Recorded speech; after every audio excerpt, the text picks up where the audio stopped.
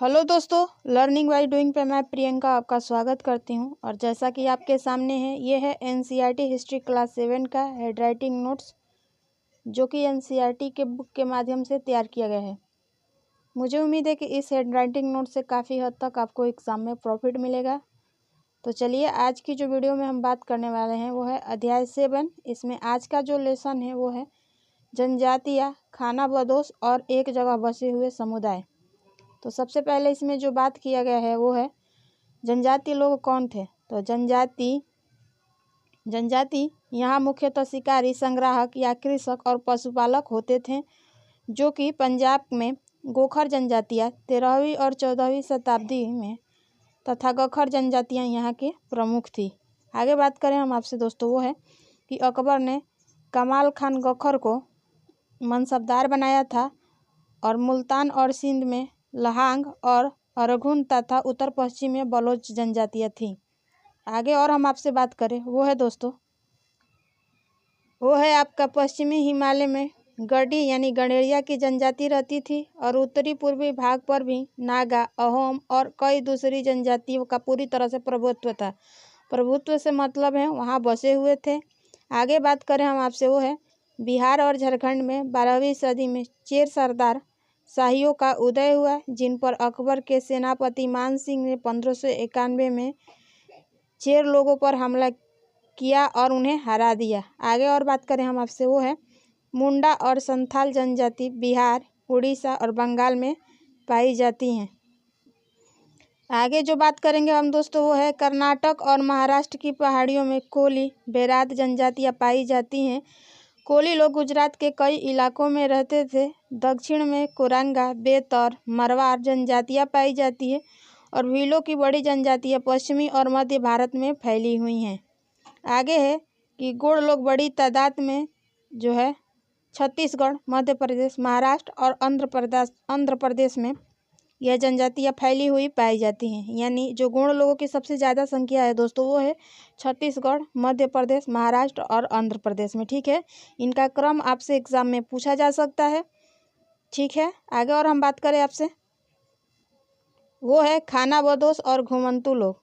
ये कौन थे और इनका काम क्या था और कैसे उस टाइम में अपना जीवन यापन करते हैं, उनके विषय में चर्चा किया है। तो दोस्तों, बंजारा लोग सबसे महत्वपूर्ण थे और इनको कारवा यानी टाटा कहलाता था और सुल्तान अलाउद्दीन खिलजी ने बंजारों को ही इस्तेमाल नगर के बाज़ारों तक अनाज की ढुलाई यानी पहुंचाने के काम के लिए करते थे। बंजारे मुगल सेना के अभियानों में खदानों की भी ढुलाई का काम करते थे।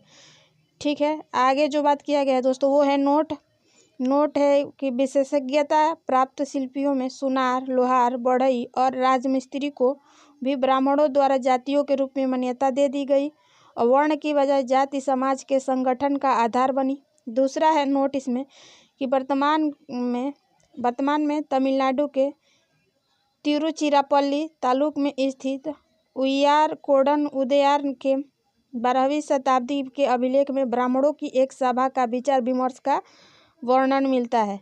आगे जो बात किया गया है वो है गोंड जनजाति। गोंड जनजाति लोगों का कहाँ रहते थे, कैसे जीवन यापन करते थे और ये कृषि के लिए कौन कौन से कदम जो है उठाए।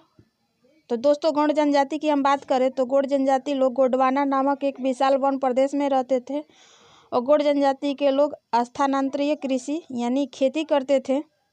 चलिए बात जान लेते हैं कि स्थानांतरीय कृषि क्या होती थी, खेती, उनके बारे में।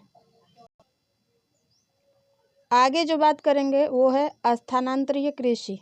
तो किसी वन प्रांत के पेड़ों और झाड़ियों को पहले काटा और जलाया जाता था और उसकी राख में ही फसल को बो दिया जाता था और जब यह ज़मीन अपनी उर्वरता को खो देती थी तब उस ज़मीन का दूसरा टुकड़ा साफ किया जाता था और इसी तरह से फसल उगाई जाती थी। आगे जो बात करेंगे वो है गोंड जनजाति छोटे छोटे कुलों में बटे थे और इनका अपना राजा या राय होता था। आगे और हम आपसे बात करें वो है अकबरनामा में उल्लेख है कि गढ़ कटंगा के गोंड राज्य में 70,000 गांव थे और राज्यों की प्रशासनिक व्यवस्था केंद्रीकृत हो रही थी। राज्य गढ़ों में विभाजित थे और हर गढ़ का किसी खास गुण कुल का नियंत्रण था। आगे जो बात किया गया है वो है, यह पुनः 84 गांवों की इकाइयों में विभाजित हुए, जिन्हें 84 कहा जाता है। और 84 का जो मतलब होता है वो होता है कि 84 का उप विभाजन बरहोतो में होता था। बरहोतो से मतलब है जो गांव 12 गांवों को मिलकर बनाए जाते थे। ब्राह्मण लोगों ने गौड़ राजाओं के अनुदान से भूमि प्राप्त की और अधिक प्रभावशाली बन गए, और राजपूतों के रूप में मान्यता प्राप्त करने की चाहत में गढ़कटंगा के राजा अमन दास ने संग्राम शाह की उपाधि धारण की। आगे जो बात किया गया है वो है, अमन दास के पुत्र दलपत ने महोबा के चंदेल राजपूत राजा सालवाहन की पुत्री राजकुमारी दुर्गावती से विवाह किया, और रानी दुर्गावती ने अपने पुत्र वीर नारायण, जिसकी उस टाइम उम्र जो थी वीर नारायण की 5 वर्ष, के नाम पर शासन संभाली तथा 1565 में आसिफ खान के नेतृत्व में डटकर उसका सामना किया। आगे जो बात किया गया है वो है आपका अहोम जनजाति। कौन थे ये लोग और उस टाइम ये लोग क्या करते थे और कैसे अपना जीविका का यापन करते थे, उनके बारे में चर्चा गया है। तो अहोम लोग मौजूदा म्यांमार से आकर 13वीं सदी में ब्रह्मपुत्र घाटी में आ बसे। उन्होंने भूइया यानी भूस्वामी लोगों की पुरानी राजनीतिक व्यवस्था का दमन किया, और तथा चूटियों जो कि 1523 में और कोच हाजो जो कि 1581 के राज्यों को जीता। और इन्होंने 1530 के दशक में अग्नेय अस्त्रों का प्रयोग किया और 1660 तक आते आते तोपों का भी निर्माण करने में सक्षम हो गए। इनके बारे में और आगे जो बात किया गया है वो है कि 1662 में मीर जुमाल के नेतृत्व में मुगलों ने अहोम राज्य पर हमला किया, जिसमें अहोम की पराजय हुई। आगे और बात करें हम आपसे तो वो है, अहोम राज्य बेगार पर निर्भर था। जिन लोगों से जबरन काम लिया जाता था वे पाइक कहलाते थे। ठीक है, बेगार का मतलब होता है ऐसे व्यक्ति से जो काम करना नहीं चाहता है, ज़बरदस्ती उनसे काम लिया जाता है। ठीक है, और उसे पाइक कहलाते थे उस टाइम। ठीक है, आगे और हम आपसे बात करें वो है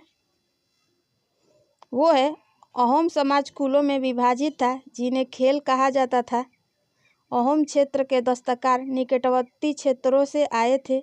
किसानों को अपने ग्राम यानी समुदाय द्वारा जमीन दी जाती थी, जिसे राजा भी बिना समुदाय के अनुमति से नहीं ले सकता था। यानी राजा जो था वो बिना समुदाय की अनुमति से उस टाइम के ज़मीन को नहीं ले सकते थे। ठीक है, आगे जो बात किया गया है वो है सीवी सिंह, जो 1714 से 44 के काल में हिंदू धर्म वहाँ का प्रधान धर्म बन गया था। आगे है दोस्तों वो है कि अहोम राजाओं ने हिंदू धर्म को अपनाने के बाद अपनी प्रारंभिक आस्थाओं को पूरी तरह से नहीं छोड़ा था। आगे और बात किया गया है दोस्तों वो है